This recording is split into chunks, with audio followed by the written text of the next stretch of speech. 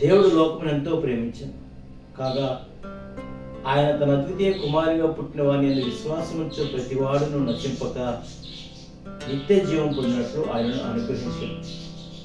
నజరేయుడైన యేసు నామములో మీకు శుభములు. సామెతలు 3:7-8 వచనాలు. నేను జ్ఞానిని కదా అని నీవు అనుకొనవద్దు.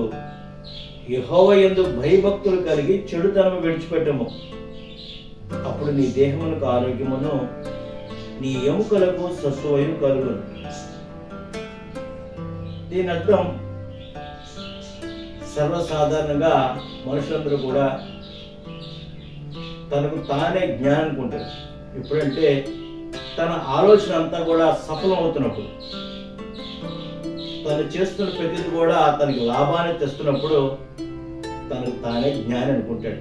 అయితే బైబిల్లో ఆ జ్ఞానాన్ని చెడుతనం ఉన్నారు. కాబట్టి ప్రియమైన దేవుని పిల్లలారా, మన జీవితాల్లో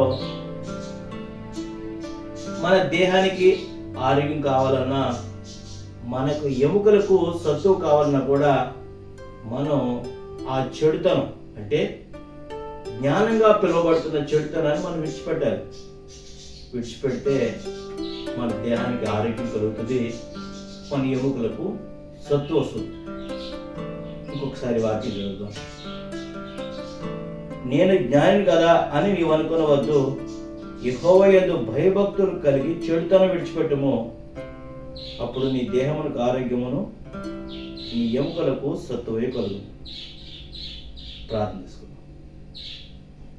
పరిశుద్ధుడా, ప్రేమగల అద్వితీయ సత్యవంతుడైన ప్రియ యేసయ్య, నన్ను మీ జ్ఞానంతో నింపండి.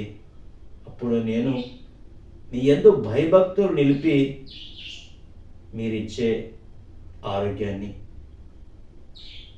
నా ఎముకలను సత్తును పొందుకొని నేను నాకు ఆశీర్వాదకరంగా ఉండడమే కాకుండా నా కుటుంబానికి, సమాజానికి ఆశీర్వాదకరంగా ఉండేలాగా నన్ను అభివృద్ధి పరచమని మీ పరిశుద్ధమైన నామంలో ప్రార్థిస్తున్నాను తండ్రి.